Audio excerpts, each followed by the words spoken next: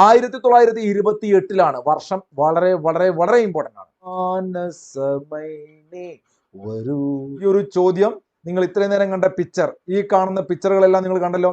ഇതിനകത്ത് ഉണ്ട് ഈ ചോദ്യത്തിന്റെ ഉത്തരം.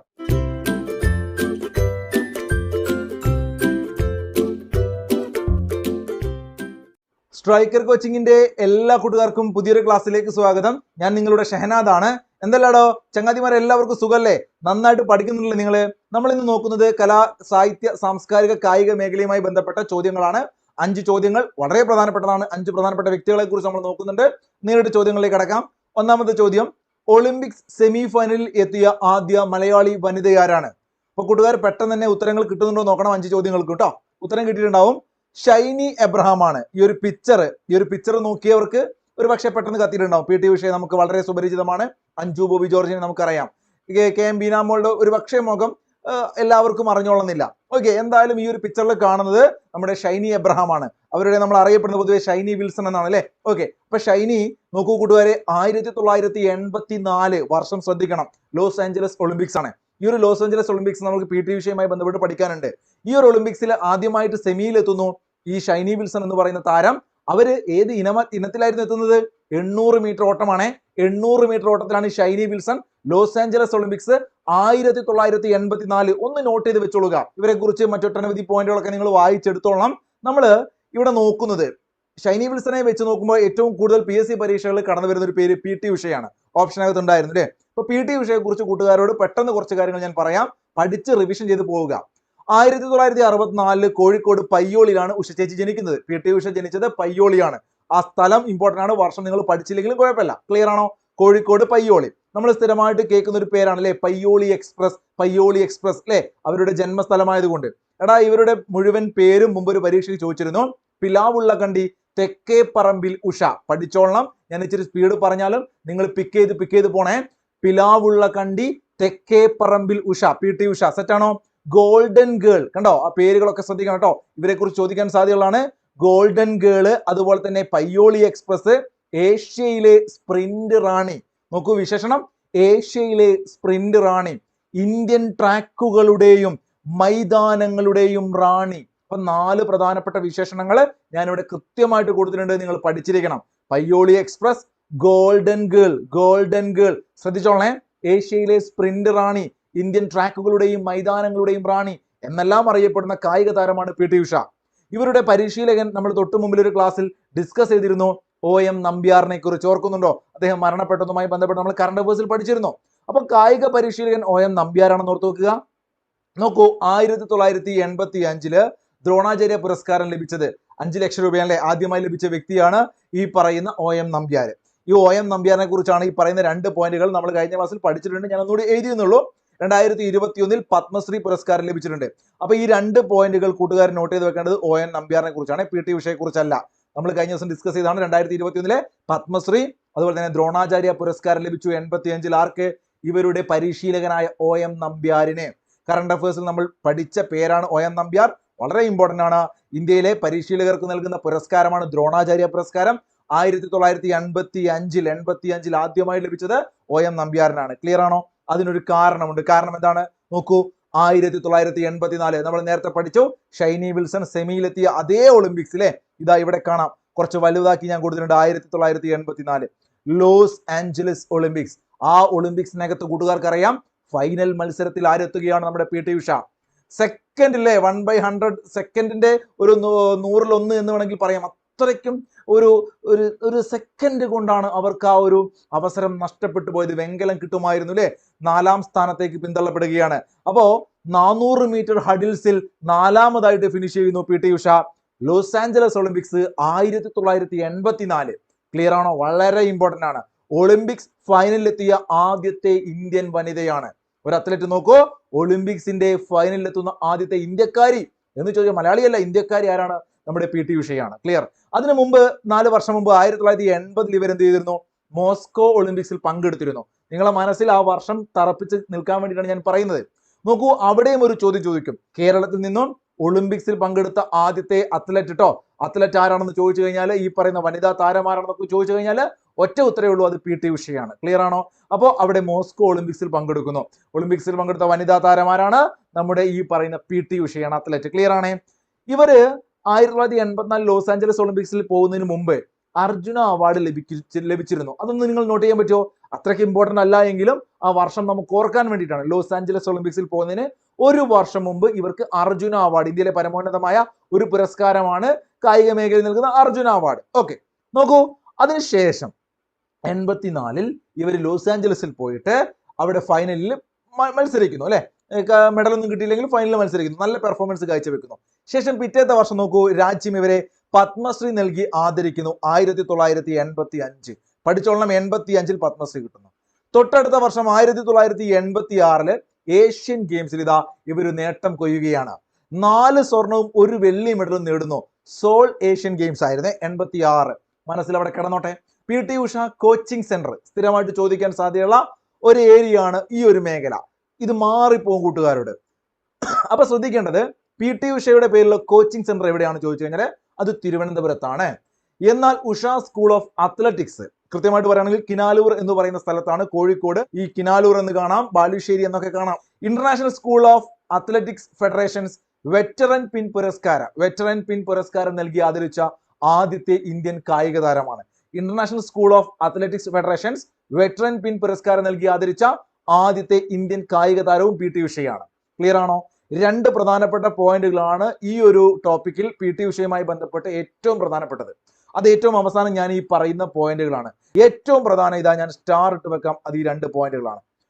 എന്തൊക്കെയാണ്? 2022 രാജ്യസഭ അംഗമായിട്ട് തെരഞ്ഞെടുക്കപ്പെടുന്നു. ഭാരതീയ ജനതാ പാർട്ടിയുടെ പ്രതിനിധിയായിട്ട് രാജ്യസഭയിലേക്ക് ഇവരെത്തുകയാണ്. അപ്പം നോമിനേഷനിലൂടെ രാജ്യസഭയിലെത്തുന്നു. ആര്? P T Usha. 2022 ഒരു മാർക്ക് അവിടെ കിട്ടും. ഇന്ത്യൻ ഒളിമ്പിക് അസോസിയേഷന്റെ പ്രസിഡന്റ് ആയിട്ട് തെരഞ്ഞെടുക്കപ്പെടുന്നു. ശ്രദ്ധിക്കണം, ഇന്ത്യൻ ഒളിമ്പിക് അസോസിയേഷന്റെ പ്രസിഡന്റ് ആയിട്ട് തെരഞ്ഞെടുക്കപ്പെടുന്ന വ്യക്തിയാണ് പി ടി ഉഷ. ക്ലിയർ ആണോ? അപ്പൊ ഇന്ത്യൻ ഒളിമ്പിക് അസോസിയേഷന്റെ പ്രസിഡന്റ് നിലവിൽ ആരാണ്? പി ടി ഉഷയാണ്. ഈ ക്ലാസ് ഞാൻ ചെയ്യുന്ന സമയത്ത് പഠിച്ചോളുക. ക്ലിയർ ആണേ? ഇനി അടുത്ത 2ാമത് ചോദ്യം, ജെ സി ഡാനിയൽ പുരസ്കാരം ആദ്യമായി ലഭിച്ച വ്യക്തി ആരാണ്? ജെ സി ഡാനിയൽ പുരസ്കാരം ആദ്യമായി ലഭിച്ച വ്യക്തി, ഉത്തരം കിട്ടിയിട്ടുണ്ടാവും കൂട്ടുകാർക്ക്. ടി ഇ വാസുദേവനാണ്. കൂട്ടുകാരെ ശ്രദ്ധിക്കൂ, ടി ഇ വാസുദേവനാണ് ജെ സി ഡാനിയൽ. ഓക്കെ ആണോ?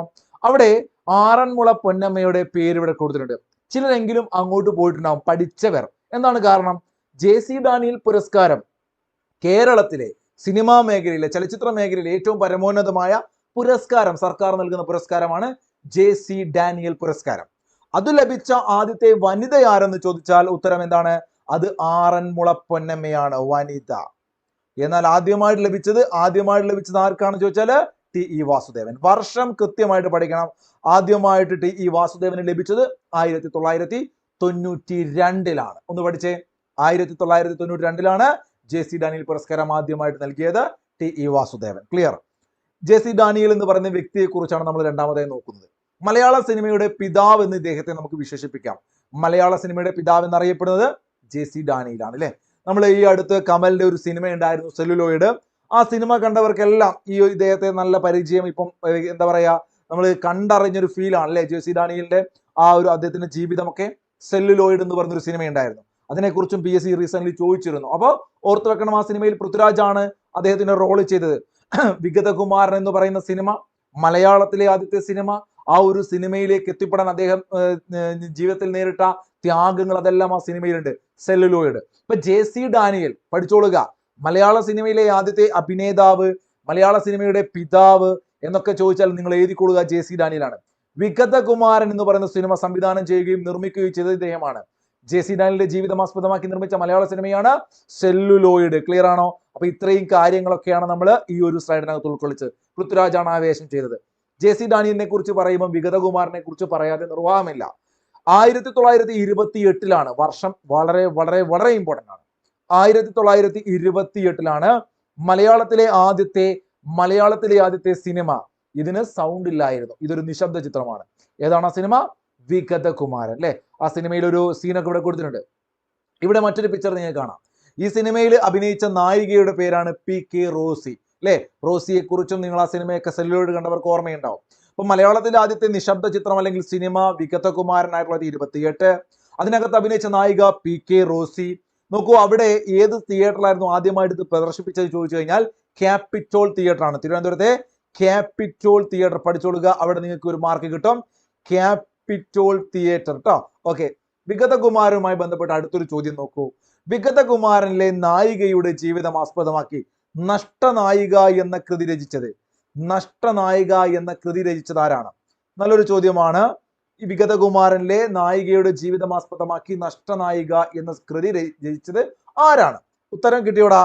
ഉത്തരം ഇതാണ്, ഞാൻ പറയാം, അറിയാത്തവർ നോട്ട് ചെയ്തോളുക. വിനു എബ്രഹാം. ആരാണ്?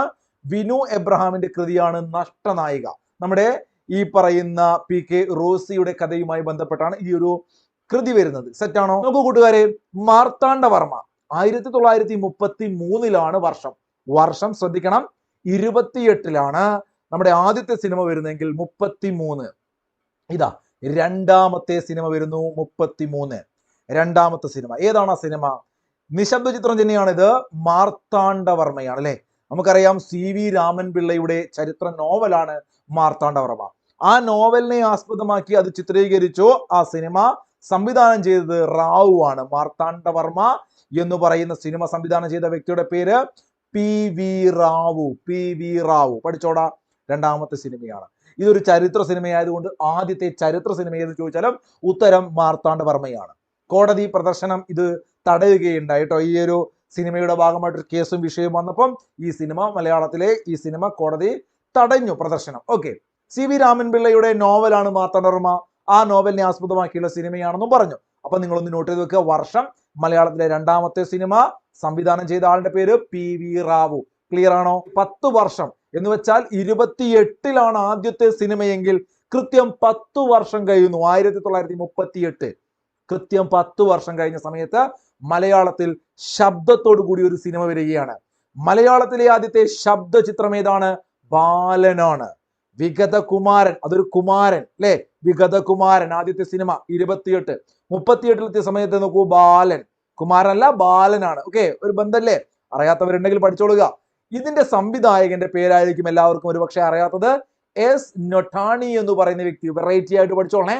S നൊട്ടാണിയാണ് ബാലൻ. S നൊട്ടാണി കിട്ടുന്നുണ്ടോടാ? ഒന്ന് പറഞ്ഞു നോക്കിയേ. S നൊട്ടാണിയാണ് ഈ പറയുന്ന ബാലൻ സംവിധാനം ചെയ്തത്. ഇതിന്റെ തിരക്കഥ അല്ലെങ്കിൽ ഗാനങ്ങളെല്ലാം രചിച്ചത്, ശബ്ദം ഉണ്ടല്ലോ, ഗാനങ്ങളുണ്ട്. അപ്പൊ അതിൽ തിരക്കഥ രചിച്ചത് ആരാണ്? മുതുകുളം രാഘവൻ പിള്ളയാണ്. പഠിച്ചു വെക്കണം, മുതുകുളം രാഘവൻ പിള്ള ചോദിക്കാൻ സാധ്യതയുണ്ട്. ഈ ഒരു സിനിമയുടെ തിരക്കഥയും ഗാനങ്ങളും രചിച്ചത് മുതുകുളം രാഘവൻ പിള്ളയാണ്. വേണമെങ്കിൽ നമുക്ക് പറയാം അല്ലെ, മലയാളത്തിൽ സംസാരിച്ച ആദ്യത്തെ നായകൻ ആരാണെന്ന് ചോദിച്ചു കഴിഞ്ഞാൽ KK അരൂർ ആണ്. ഈ ഒരു സിനിമയുടെ നായകന്റെ പേരാണ് KK അരൂർ. KK അരൂർ. നായിക കുമരകം കമലമാണ്. രണ്ട് പേരുകളൊന്ന് നോട്ട് ചെയ്ത് വെക്കുക.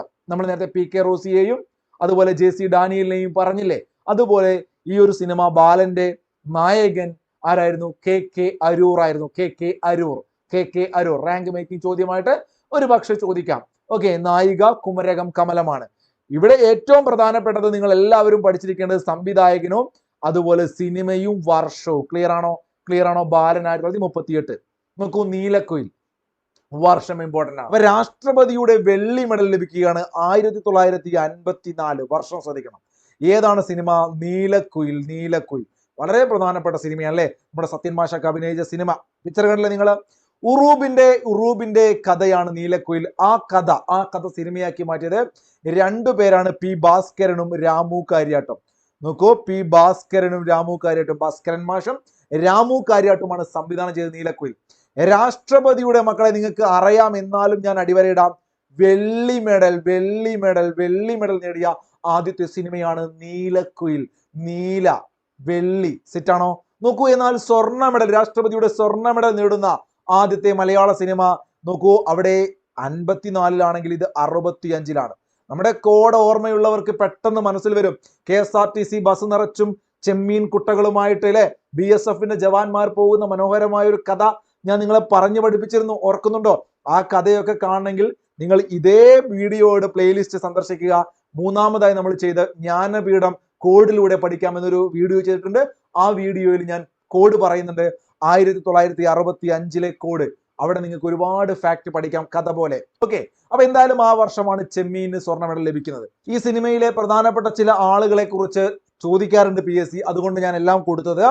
നിങ്ങൾ ഡിഗ്രി ലെവൽ എക്സാം ഒക്കെ എഴുതാൻ പോകുന്ന സമയത്ത് കൃത്യമായിട്ട് ഇതെല്ലാം ഒന്ന് നോക്കി പോകണം. തിരക്കഥ SL പുരം സദാനന്ദനാണ്. സംവിധാനം ചെയ്തത് വളരെ വളരെ ഇമ്പോർട്ടൻ്റ് ആണ്, ഞാൻ അണ്ടർലൈൻ ചെയ്യാം. സംവിധാനമാണ് പ്രധാനം. രാമു കാര്യാട്ട് തന്നെയാണ്. നീലക്കുയില് പി ഭാസ്കരനും രാമു കാര്യാട്ടുമാണെങ്കിൽ ഇത് രാമു കാര്യാട്ട് മാത്രമാണ് ചെമ്മീൻ. തിരക്കഥ SL പുരം സദാനന്ദൻ നോട്ട് ചെയ്യുക. നിർമ്മാണം ബാബു ഇസ്മായിലാണ്. ഛായാഗ്രഹണം മാർക്കസ് ബാഡ്ലിയാണ്. ഇവിടെ സംഗീത സംവിധാനം വളരെ ഇമ്പോർട്ടൻ്റ് ആണ്. സലീൽ ചൗധരിയാണ് അല്ലെ. മാനസമൈനേ വരൂ എന്ന ഗാനമൊക്കെ ഉണ്ടാവും, ആ ഒരു പാട്ടൊക്കെ നമുക്ക് ഓർമ്മയില്ലേ? അപ്പൊ അത് സലീൽ ചൗധരിയുടെ ഈണമാണ്. അതുപോലെ ഇത് പാടിയത് മന്നാടയാണ്. എന്റെ തലയുള്ളതുകൊണ്ട് കാണുന്നുണ്ടാവില്ല, മന്നാടയാണ് കേട്ടോ, ദാസേട്ടനൊന്നും അല്ല. ഇനി അങ്ങനെ ചിന്തിക്കണ്ട, മന്നാടയാണ്. മാനസമൈനേ വരൂ. അപ്പൊ ഞാൻ പാടി കൊളാക്കുന്നില്ല, അത് പാടിയതാരാണ്? മന്നാടയാണ്. ചിത്രീകരിച്ച കടപ്പുറം പുറക്കാടാണ്. കൂട്ടുകാർക്കറിയാം, പുറക്കാട് കടപ്പുറം ചോദിച്ചിട്ടുണ്ട് PSC. അടുത്ത് ഞാൻ അണ്ടർലൈൻ ചെയ്യാം.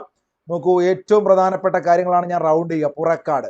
അപ്പൊ പുറക്കാട് കടപ്പുറത്ത് ചിത്രീകരിച്ച സിനിമയാണ് ചെമ്മീൻ. 1965 രാഷ്ട്രപതിയുടെ സ്വർണ്ണ മെഡൽ. രാമു കാര്യാൽ, സലീൽ ചൗധരി സംഗീത സംവിധാനം, ഗാനം പാടിയത് മന്നാടെ. എല്ലാം ഓർമ്മയുണ്ടാവും.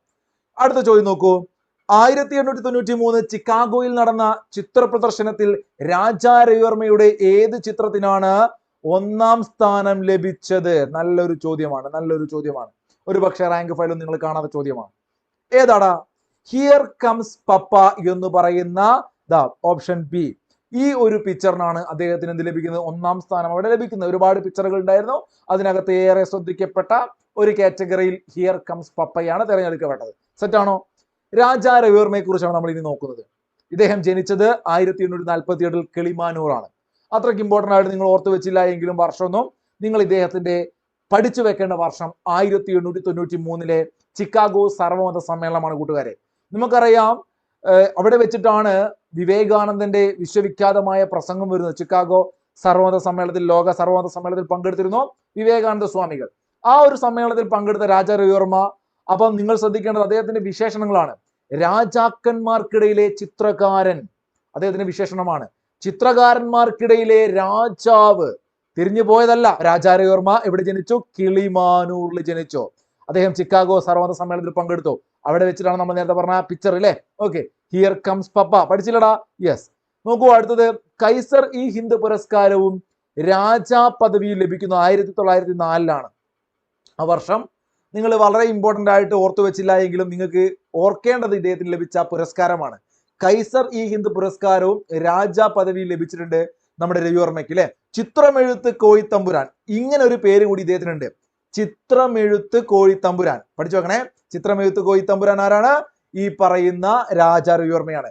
2001 മുതൽ ചിത്രകലാരംഗത്ത് മികവ് പുലർത്തുന്നവർക്ക് കേരള സർക്കാർ നൽകുന്ന പുരസ്കാരം ഇദ്ദേഹത്തിന്റെ പേരിലാണ്. വളരെ ഇമ്പോർട്ടൻ്റ് ആണ്. ഇദ്ദേഹത്തിന്റെ പേരിലാണ് കേരളത്തിലെ ഈ പറയുന്ന ചിത്രകാരന്മാർക്ക് നൽകുന്ന പരമോന്നത പുരസ്കാരം ഉള്ളത്. Raja Ravi Varma international foundation of arts and culture കിളിമാനൂറിലാണ്. നോക്കണേ, കിളിമാനൂർ. അപ്പൊ അവിടെ പഠിക്കാൻ വലിയ പ്രയാസമൊന്നുമില്ല. അദ്ദേഹത്തിന്റെ പേരുള്ള international foundation of art and culture എവിടെയാണ്? നമ്മുടെ ഈ പറയുന്ന കിളിമാനൂറിലാണ്. എന്നാൽ Raja Ravi Varma college of fine arts എവിടെയാണ് ചോദിച്ചു കഴിഞ്ഞാൽ അത് മാവേലിക്കരയിലാണ്. അപ്പൊ ഇത് രണ്ടും കൂട്ടുകാരൊന്ന് നോട്ട് ചെയ്ത് വെക്കണം. രാജാ രവിവർമ്മയുടെ പേരുള്ള international foundation of arts and culture എവിടെയാണ്? കിളിമാനൂറിലും. Raja Ravi Varma college of fine arts എവിടെയാണ്? മാവേലിക്കരയിലുമാണ്. മാറാതെ ഓർത്തു വെക്കണേ. നോക്കൂ, ഇദ്ദേഹത്തിന്റെ ചിത്രങ്ങളാണ് പ്രധാനപ്പെട്ടത്. നമ്മൾ ഇത്രയും നേരം പറഞ്ഞ കാര്യങ്ങളൊന്നും PSC പരീക്ഷകളിൽ സ്ഥിരമായിട്ട് നമ്മൾ ചോദ്യമായിട്ട് കാണാറില്ല. എന്നാൽ ഞാൻ ഈ കൊടുത്ത പിക്ചറിനകത്തുള്ള പ്രധാനപ്പെട്ട അദ്ദേഹത്തിന്റെ ചിത്രങ്ങൾ നിങ്ങളൊന്ന് നോട്ട് ചെയ്ത് വെക്കണം. ഒരുപാടുണ്ട്. ഞാൻ കാച്ചിക്കുറുക്കിയിട്ട് ഏറ്റവും പ്രധാനപ്പെട്ടതെന്ന് എനിക്ക് തോന്നുന്നത് മാത്രം കൊടുത്താണ്. ഇനിയും ഇതൊക്കെ മുകളിൽ നിങ്ങൾ വായിച്ചു പോകണം പരീക്ഷയ്ക്ക് പോകാൻ. മുല്ലപ്പൂ ചൂടിയ നായർ സ്ത്രീ. ഞാനൊന്ന് പിക്ചറെ കാണിച്ചിട്ട് ഇതൊന്ന് വായിക്കാം. നോക്കൂ, മുല്ലപ്പൂ ചൂടിയ നായർ സ്ത്രീ അല്ലേ. അതുപോലെ തന്നെ പിന്നെ എന്താണ് പറഞ്ഞത്? ദർഭമുന കൊണ്ട ശകുന്തള വരുന്നു. രാധാമാധവം, അർജുനനും സുഭദ്ര, ഇതൊക്കെ നിങ്ങൾക്ക് പരിചയം ഉണ്ടാവും. ഹംസദമയന്തി അല്ലേ. ശ്രീകൃഷ്ണനും യശോദയും, മലബാർ മനോഹരി, അതൊന്ന് ഞാൻ അണ്ടർലൈൻ ചെയ്യാം കേട്ടോ. മലബാർ മനോഹരി. ഓക്കെ, ഇത് വെച്ചിട്ട് ഒരുപക്ഷെ മാറാൻ സാധ്യതയുള്ള മറ്റൊരു ചിത്രമുണ്ട്, അതുകൊണ്ടാണ് മലബാർ മനോഹരി ഞാൻ അണ്ടർലൈൻ ചെയ്തത്. മൈസൂർ ഗേദ ഒന്ന് നോട്ട് ചെയ്തേക്കണം. മൈസൂർ ഗേദ. കിണറ്റിൻ കരയിൽ, സേതുബന്ധനം, ഫലമേന്തിയ സ്ത്രീ, നളദമയന്തി, അതൊക്കെ എല്ലാവർക്കും കിട്ടും. എന്നാൽ കാദംബരി കിട്ടിക്കോളുന്നില്ല. തിലോത്തമ കിട്ടിക്കോളന്നില്ല. വീണയേന്തിയ സ്ത്രീ വിവാഹവേദിയിലേക്ക് അതാ അച്ഛൻ വരുന്നു. നമ്മൾ നേരത്തെ പറഞ്ഞ പിക്ചർ. അപ്പോ ഈ പറയുന്നതെല്ലാം ഞാനിങ്ങനെ കളറൊക്കെ മാറ്റി കൊടുത്തത് കോഡൊക്കെ ആക്കി പഠിക്കേണ്ടവർക്ക് ഒരു 10 മിനിറ്റ് ഇതിനെ മൊത്തം ചെലവാക്കി കഴിഞ്ഞാൽ, നമുക്ക് മടിയാണ്, നമ്മളിതൊന്നും ചെയ്യില്ല, അതുകൊണ്ടാണ് നിങ്ങൾ യൂട്യൂബ് ക്ലാസ് ഒക്കെ കാണുന്നത് എനിക്കറിയാം. എന്നാലും നിങ്ങൾ പറ്റുമെങ്കിൽ ഒരു 4-5 തവണ റിപ്പീറ്റ് ചെയ്ത് വായിച്ചു നോക്കണം ഇപ്പം തന്നെ ഈ ക്ലാസ് കാണുമ്പോൾ. എന്നിട്ട് എന്ത് ചെയ്യുക, ഇതൊന്ന് കണക്ട് ചെയ്ത് നോക്കുക. ഇദ്ദേഹത്തിന്റെ ചിത്രങ്ങള്, നമ്മൾ KCS പണിക്കരുടെ ചിത്രങ്ങള്, അതുപോലെ TK പത്നിയുടെ ചിത്രങ്ങള്, ഓക്കെ, ഇതൊക്കെ പഠിക്കുന്ന സമയത്ത് മാറിപ്പോവരുത് കൂട്ടുകാരോട്. അതുകൊണ്ടാണ് പറയുന്നത്, നിങ്ങളൊന്ന് വായിച്ചു നോക്കണം. ക്ലിയർ ആണോ? ക്ലിയർ ആണ്. യെസ്. ഇനി നമ്മൾ ഇവിടെ നോക്കേണ്ടത് ഇദ്ദേഹത്തിന്റെ ഈ ചിത്രങ്ങളൊക്കെ ഞാൻ ഇവിടെ കൊടുത്തിട്ടുണ്ട്.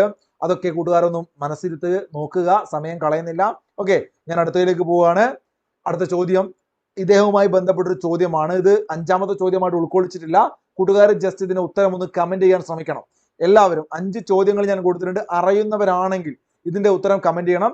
തപാൽ വകുപ്പ് പുറത്തിറക്കിയ സ്മാരക സ്റ്റാമ്പിൽ ഇടം പിടിച്ച രാജാ രവിവർമ്മയുടെ ചിത്രം ഏതാണ്? ആരെങ്കിലും ഒരാൾ ഇത് കമന്റ് ചെയ്ത് കഴിഞ്ഞാൽ അത് പിൻ ചെയ്ത് വെക്കും. ഓക്കെ, അപ്പൊ നിങ്ങൾ കമന്റ് ചെയ്യാൻ വേണ്ടിയിട്ടാണ് ഞാനിത് പറഞ്ഞത്. ഈ ഒരു ചോദ്യം നിങ്ങൾ ഇത്രയും നേരം കണ്ട പിക്ചർ, ഈ കാണുന്ന പിക്ചറുകളെല്ലാം നിങ്ങൾ കണ്ടല്ലോ, ഇതിനകത്ത് ഉണ്ട് ഈ ചോദ്യത്തിന്റെ ഉത്തരം. അപ്പൊ നിങ്ങൾ പിക്ചർ നോക്കുക, വേണമെങ്കിൽ ചുമ്മാ ഒന്ന് ഗസ് ചെയ്തോളൂ. എല്ലാവരും ഈ പിക്ചറുകൾ നോക്കിയിട്ട് എത്ര പേര് ഇത് ചെയ്യുമെന്ന് എനിക്ക് അറിയത്തില്ല, കിടക്കട്ടെ. അപ്പൊ നമ്മൾ പിന്നെ മറന്നുപോയില്ല. അതുകൊണ്ടാണ് തപാൽ വകുപ്പ് ഇദ്ദേഹത്തിന്റെ സ്റ്റാമ്പ് പുറത്തിറക്കിയിരുന്നു. ആ സ്റ്റാമ്പിനകത്ത് ഒരു പിക്ചർ ഉണ്ട്, അത് ഈ കൊടുത്തിരിക്കുന്നതിൽ ഉണ്ട്. 5ഉം 4ഉം 9 പിക്ചർ ഇവിടെ ഉണ്ട്. ഓക്കെ, ആ 9നകത്ത് ഏതോ ഒന്നാണത്. ക്ലിയർ ആണോ? ക്ലിയർ ആണ്. അപ്പൊ അടുത്ത 5ാമത്തെ ചോദ്യം, ലാസ്റ്റ് ചോദ്യമാണ്. തിരുവനന്തപുരം ടെന്നീസ് ക്ലബിന്റെ രൂപീകരണത്തിന് നേതൃത്വം കൊടുത്ത വ്യക്തി ആരാണ്? തിരുവനന്തപുരം ടെന്നീസ് ക്ലബിന്റെ രൂപീകരണത്തിന് നേതൃത്വം കൊടുത്ത വ്യക്തി ആരാണ്? ഉത്തരം വളരെ സിമ്പിൾ ആണ്, കൂട്ടുകാർക്ക് അറിയാം. GV രാജയാണ്. നോക്കൂ, അദ്ദേഹത്തെ കുറിച്ചാണ് ഇനി നമുക്ക് അവസാനമായിട്ട് നോക്കേണ്ടത്. ഗോദവർമ്മ രാജ അല്ലെ, നമുക്ക് ചുരുക്കി GV രാജ എന്ന് വിളിക്കാം. കേരള കായികത്തിന്റെ പിതാവായിട്ട് കരുതപ്പെടുന്ന, അതുപോലെ കേരള വിനോദസഞ്ചാരം, അതാണ് ഒരു പക്ഷെ എല്ലാവർക്കും അറിയാത്തൊരു പോയിന്റ്. GV രാജയെ കുറിച്ച് പറയുമ്പോൾ നമ്മൾ കേരള കായികം അങ്ങോട്ട് ഫിക്സ് ചെയ്ത് വെച്ചതാ. ഇനി PSC പരീക്ഷയ്ക്ക് കേരള വിനോദസഞ്ചാരത്തിന്റെ പിതാവ് ആരാണെന്ന് ചോദിച്ചു കഴിഞ്ഞാൽ ഓപ്ഷൻ ഇതേ ഉണ്ടെങ്കിൽ നമ്മൾ ചിന്തിക്കില്ല ചിലരെ. അങ്ങനെ തെറ്റിക്കരുത്, നിങ്ങൾക്ക് അവിടെ മാർക്ക് കിട്ടണം. കായിക കേരളത്തിന്റെയും കേരള വിനോദസഞ്ചാരത്തിന്റെയും പിതാവ് ആരാണ്? GV രാജ തന്നെയാണ്. ഇദ്ദേഹത്തിന്റെ ജന്മദിനം നോക്കൂ, ഒക്ടോബർ 13 നമ്മുടെ കേരളത്തിൽ സംസ്ഥാന കായിക ദിനമായിട്ട് ആചരിക്കുന്നുണ്ട്. വളരെ ഇമ്പോർട്ടൻ്റ് ആണ്, വളരെ ഇമ്പോർട്ടൻ്റ് ആണ്. ഒരു മാർക്ക് അവിടെ കിട്ടും. ഒക്ടോബർ 13 കേരളത്തിലെ സംസ്ഥാന കായിക ദിനമായിട്ട് ആചരിക്കുന്നു. സോറി, ഈ ഒരു ദിവസം കൂട്ടുകാരെ ലോക ദുരന്ത നിവാരണ ദിനമായിട്ട് ആചരിക്കുന്നുണ്ട്. നമ്മൾ പ്രളയവും പ്രയാസങ്ങളൊക്കെ അനുഭവിച്ച ജനതയായതുകൊണ്ട് ഒരു പക്ഷേ PSC പരീക്ഷയിൽ ചോദിക്കാം, ലോക ദുരന്ത നിവാരണ ദിനമായിട്ട് ആചരിക്കുന്നത് എന്നാണ് ചോദിച്ചാൽ അത് ഒക്ടോബർ 13 ആണ്. ക്ലിയർ ആണോ? നോക്കൂ, കേരള സ്പോർട്സ് കൗൺസിലിന്റെ സ്ഥാപകരിൽ ഒരാളും ആദ്യത്തെ പ്രസിഡന്റുമായിരുന്നു ഇദ്ദേഹം. കേരള സ്പോർട്സ് കൗൺസിലിന്റെ സ്ഥാപകർ എന്ന് വെച്ചാൽ അതിന്റെ ആദ്യത്തെ പ്രസിഡന്റ് ഇദ്ദേഹവുമായിരുന്നു. ഇവിടെ കേരള സ്പോർട്സ് കൗൺസിൽ എന്ന് പറയും, അതിന്റെ ഒരു ചരിത്രം നോക്കണം. 1954, ശ്രദ്ധിക്കണേ, 1954 നീലക്കുയിൽ പുറത്തിറങ്ങിയല്ലേ, നേരത്തെ പറഞ്ഞില്ലേ, രാഷ്ട്രപതിയുടെ വെള്ളി മെഡൽ 1954 കിട്ടിയത്. ഓക്കെ, അപ്പൊ ഇവിടെ തിരുക്കൊച്ചി സ്പോർട്സ് കൗൺസിൽ സ്ഥാപിച്ചു 1954. ഇദ്ദേഹം മുൻകൈ എടുത്ത് സ്ഥാപിക്കുന്നു. തിരുവനന്തപുരത്തിന്റെ കൊച്ചിയെയും നേതൃത്വത്തിലാണ് തിരുക്കൊച്ചി സ്പോർട്സ് കൗൺസിൽ. ഇതാണ് ഇന്ത്യയിലെ തന്നെ ആദ്യത്തെ സ്പോർട്സ് കൗൺസിൽ. അതാണ് ഇതിന്റെ ഇമ്പോർട്ടൻസ്. ക്ലിയർ ആണോ? അപ്പൊ ഇന്ത്യയിലെ ആദ്യത്തെ സ്പോർട്സ് കൗൺസിൽ ഒരു സ്റ്റേറ്റിൽ വരുന്നത് നമ്മുടെ തിരുക്കൊച്ചിയിലാണ്, 1954. അതിന് നേതൃത്വം കൊടുത്തത് GV രാജയാണ്. ഇദ്ദേഹമാണ് കേരള സ്പോർട്സ് കൗൺസിലിന്റെ സ്ഥാപകൻ. അത് പിന്നീട് മാറിയതാണ്. ഈ ട്രാവൻകൂർ സ്പോർട്സ് കൗൺസിൽ എന്താവുന്നു, കേരള സ്പോർട്സ് കൗൺസിൽ എന്ന് മാറ്റുന്നു. ഇദ്ദേഹമാണത് ചെയ്യുന്നത് കേട്ടോ. നോക്കൂ, ഇദ്ദേഹം കായിക മേഖലയിൽ പല മേഖലയിലും നല്ല സംഭാവനകൾ നമുക്ക് നൽകിയിരുന്നു. ഇദ്ദേഹം BCCI അംഗമായ വ്യക്തിയാണ്. എന്താണ് BCCI?